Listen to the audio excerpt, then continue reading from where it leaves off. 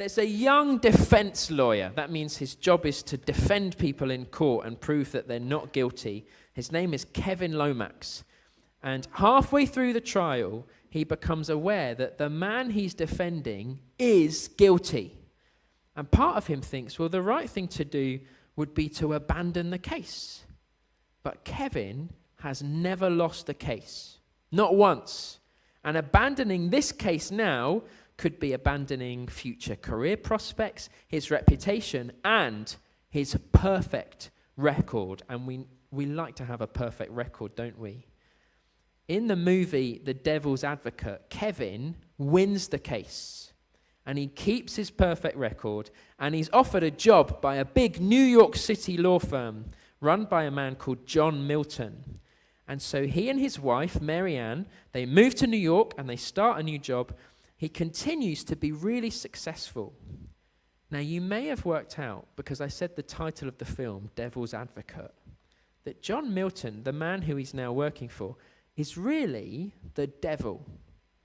And he uses the prospect of winning more and more to tempt Kevin into defending more guilty people and devoting more time to his career and to himself and to giving himself to more of his desires. Well, when Kevin realizes he's been tricked, he goes to confront the devil and he says, "It's not fair. You made me do this." Let's watch what happens when Kevin, who's the younger man in the clip, confronts the devil, who's the older man. Vanity or pride is excessive love of oneself, loving yourself too much. And in the clip, the devil says, vanity is definitely my favorite sin. Pride is my favorite sin. That's what the devil says. Well, this evening, as we come back to the story of Esther, we're going to see a lot of vanity and a lot of pride. And I want us to think about, why does the devil like pride so much? Why does he like it so much when we are proud? So keep the passage open in front of us. Pride, why does the devil love it so much? Firstly, pride comes when you think you control it all. Pride comes when you think that you're in control of it all. When Freya read for us, you might have seen all the signs of pride in Haman. Have a look at verse 9 in front of you. Haman went out that day happy.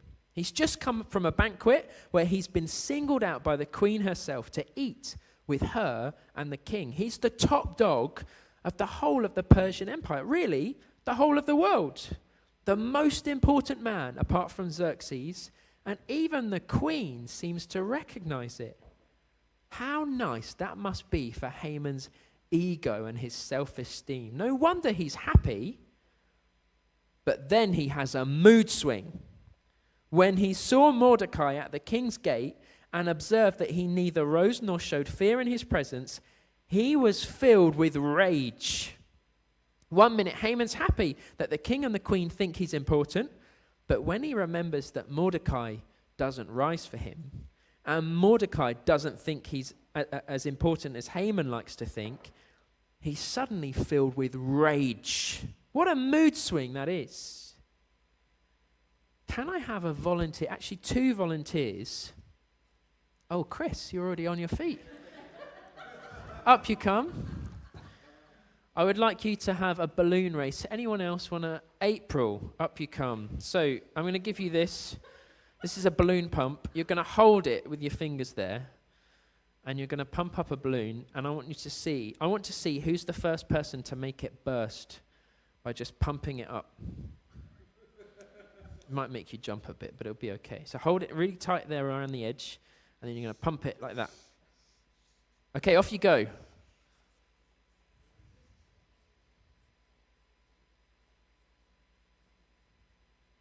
you want another balloon? Oh, I thought you said deliberately put a hole in it. No. They're really old balloons, I think. You'll get there.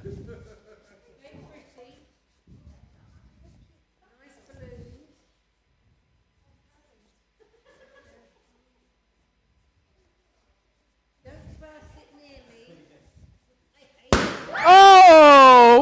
done, April and Edward. That was amazing. Chris, pitiful. Pitiful. Let this one off. We'll let this one deflate. There we go. Whee! You can keep that, Daisy. Tim Keller, he talks about how our egos are like balloons. When you're proud, you get puffed up like a big balloon, full to burst. All it takes is one little pin, like seeing Mordecai across the way, and then your mood can swing completely. And some people deflate into a sort of depression. They turn their anger in on themselves. Others, like Haman, they burst explosively, letting out all of their rage on somebody else. Anger, whether it's at yourself in a kind of depression or in fits of rage, so often starts with being proud. As the devil says, vanity is definitely my favorite sin. Well, in verse 10, Haman goes home, and now he's feeling insecure, like a deflated or burst balloon. All of the air's gone out, and he wants to be puffed up again. And what do we do when we feel insecure and deflated? Often, we boast, don't we? Or we invite flattering comments from other people. That's one way to try and get ourselves puffed up again. So Haman calls together his friends and his wife Zeresh, and verse 11, Haman boasted to them about his vast wealth and his many sons and all the ways the king had honored him and how he had elevated him. Money and our families and recognition from others can all be things that we use to puff ourselves up with so that we feel puffed up and we look puffed up to other people. But watching Haman do it kind of looks a bit laughable, even a bit pathetic. He boasts to his own family and friends, boasting to his own wife about his many sons, like she isn't already fully aware how many children they have. Well, in verse 13, he tells them about his problem with Mordecai. He's not looking for advice. He doesn't want advice. He wants to be flattered. He goes to people he knows will give him the answer that he wants. And you can tell because even though the advice they give him is stupid and foolish and ludicrous, Haman loves it because it's exactly what his pride wants to hear. And it flatters him and it puffs him up again. Verse 14, his wife Zeresh and all his friends say to him, have a pole set up reaching to a height of 50 cubits, which is 75 feet. That's about 4 giraffes high, all on top of each other. Ludicrously high. Stupidly high, to match Haman's ludicrously high view of himself. Well, what do they say next? They say, go and ask the king in the morning to have Mordecai impaled on it. Stick Mordecai on the spike. Then go with the king to the banquet and enjoy yourself. Well, this suggestion delighted Haman, and he had the pole set up. Well, of course it delighted Haman. He loves this advice. It's exactly what his pride wants to hear. But it is stupid advice. Pride causes us to surround ourselves with flatterers. And it will cause us to avoid those who speak truthfully to us. We ought to be really careful when we think about which friends we spend time with, or which person we date or marry, or which advisors we listen to. There's a king in the Old Testament, King Ahab of Israel, and he wanted a vineyard that, he sounds a bit like a pirate, doesn't he, King Ahab, and he lived a bit like a pirate. He wanted a vineyard that belonged to someone else, to Naboth, and Naboth wouldn't sell it to him, it was his vineyard. And King Ahab sulked in his bed like a moody child, and he refused to eat. All his pride turning to anger, turning in on himself. And his wife is called Jezebel, and she arranges for Naboth to be framed and murdered. Pride can make us jealous of others and covet what they have, and it can become so strong that pride outweighs the value of human life. Like the devil in the movie said, vanity is definitely my favorite sin. Well, Jezebel comes home, and just like Haman's wife gives her husband bad advice, but it's exactly what the husbands want to hear. Naboth's dead, she says. You can go and have his vineyard now. You can go and take it. By the end of the story, Ahab's blood is lapped up by dogs from his chariot, and Jezebel is thrown down from her tower and trampled, and dogs pick her bones clean. They thought they had won. They thought they were in control and had got the vineyard, but that's not what happened. It's the very essence of pride to make us blind and make us stupid. That's what pride wants to do. It makes us think that we control it all. But we're not in control.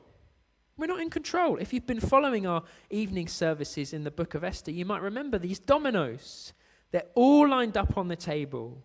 And God's been lining up all these little things. And when the time comes, each of these things is going to fall one into another. And through this chain of little things, God will turn everything around.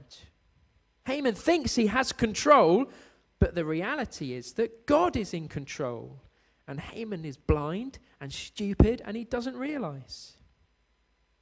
And so while Haman's over here proudly and blindly setting up his pole to kill Mordecai on, we move ahead a few hours to chapter 6 in the king's bedroom, where these dominoes are about to come falling down. I want you to see if you can spot any of the dominoes, the little dominoes in chapter 6. There'll be little things that just so happen, almost like coincidences.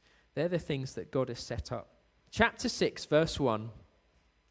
That night, it just so happened that the king couldn't sleep. Literally, sleep escaped him. So he ordered the book of the Chronicles, the record of his reign, to be brought in and read to him.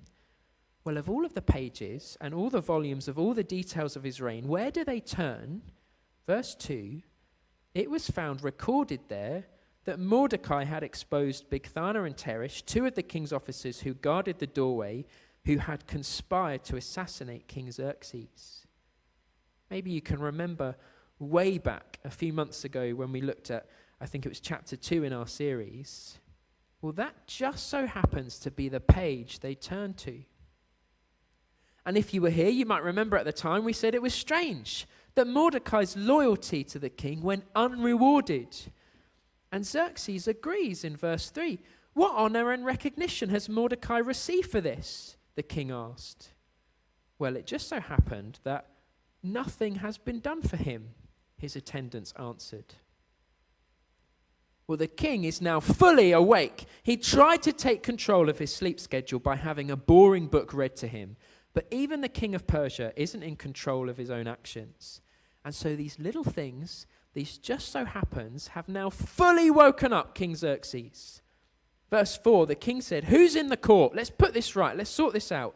Well, look who just so happens to be there in the court in verse 5. Who's there? His attendants answered, Haman is standing in the court. Haman's arrived to speak to the king about impaling Mordecai. But meanwhile, things have happened over here that Haman has no idea about and has no control over, and they will begin to change everything. Pride comes when you think you control it all. But as Haman is about to realize, pride comes before a fall. Pride comes before a fall. We're going to watch another clip now on the screen.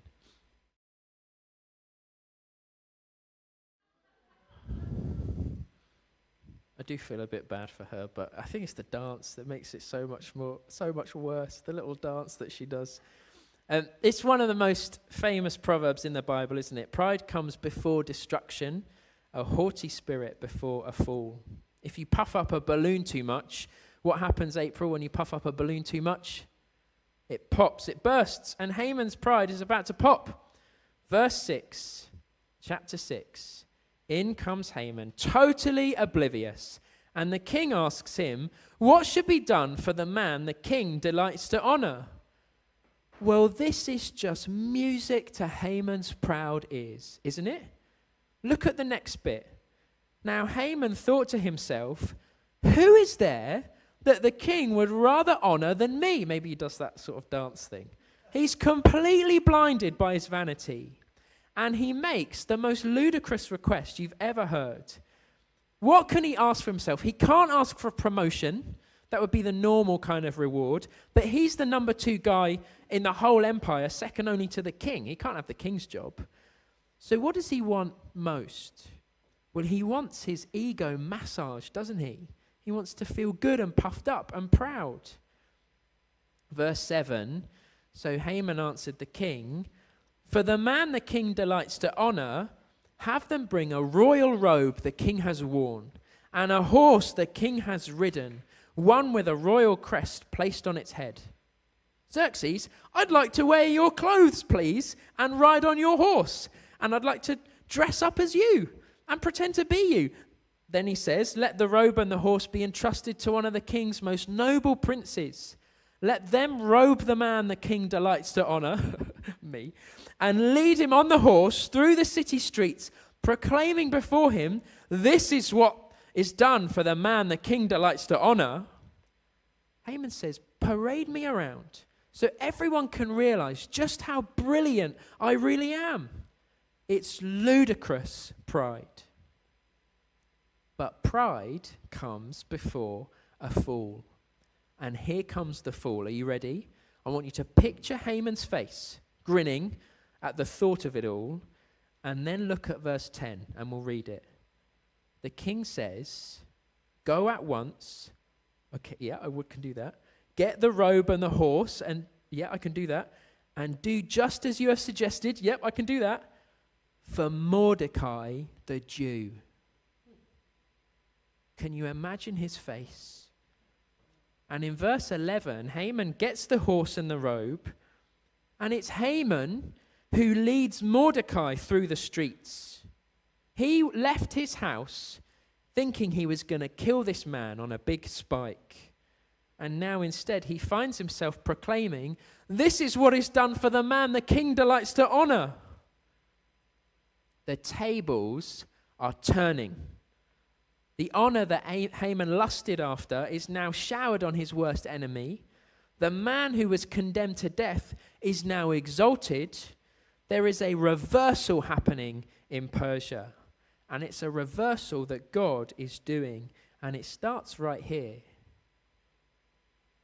Well, in verse 12, Haman rushes home. This is just a disaster for Haman. So he goes to seek advice from his family again, from his friends and his family. And their advice is just dismal advice. Look at the second half of verse 13. His advisors and his wife Zeresh said to him, since Mordecai, before whom your downfall has started, is of Jewish origin, you cannot stand against him. You will surely come to ruin. That's their advice. You will surely come to ruin. I bet he'd wished they told him that before, right? It's kind of too late now. And verse 14, mid-sentence, mid-conversation, before Haman can even breathe, while they're still talking with him, the king's eunuchs arrived and hurried Haman away to the banquet Esther had prepared. If Haman thought he was in control before, well, that idea is completely gone now. He's hurried off to continue falling, and we're going to see him crash down next time. We're nearly finished, but before we turn to the Lord's Supper, can we just note one thing? That pride is foolish. Pride is foolish. It comes when you think you have control, and it comes before a fall. And it could be easy to look at the example of Haman and point and tut and laugh. But if you think that you do not have the same vanity or pride lurking in your own heart, then I have to say, your pride is blinding you. Your pride is behind your mood swings into anger or your depression. Your pride is behind your insecurity or your boasting. It's behind your desire for flattery or recognition. It's behind your resentment of other people's success and your jealousy and your coveting. And just like the devil flattered Adam's pride in the garden, and he spoke those honey sweet sounding words to Adam and Eve, he said, you can be like God. And that led to the fall in Genesis 3. And just like it leads to Haman's fall in our passage today, your pride will lead to your fall. The only antidote is humility. Pride comes before a fall. Maybe there's only one proverb more famous, which is the fear of the Lord is the beginning of wisdom. We're not in control. Let's be humble and recognize and accept that. That's not bad news, by the way, that we're not in control, because the one who is in control really is in control. He speaks to the wind and the waves, and they obey. That's control. He confronts Satan and his demons, and they run away. That is control. But not only that, he brings about all of his purposes, even in the smallest of just so happens. One writer, Karen Jobes, writes, "What a great God we serve. Any deity worth his salt can do a miracle now and then. Our God is so great that he can work even without miracles, just through the ordinary events." And ultimately, he's the God who humbled himself. He made himself nothing by taking the very nature of a servant, being made in human likeness, and being found in appearance as a man. He humbled himself by becoming obedient to death, even death on a cross. Jesus' humility to death rescued us from our pride. Would it not make so much more sense to have the humility to trust the Lord with all things, whether they're big or small, rather than to try and feel like we are in control? We're going to pause our story there with those things to ponder, and we'll come back to Haman and Esther's banquet next time. But for now, we're going to pray, and Maria's going to come and lead us in prayer.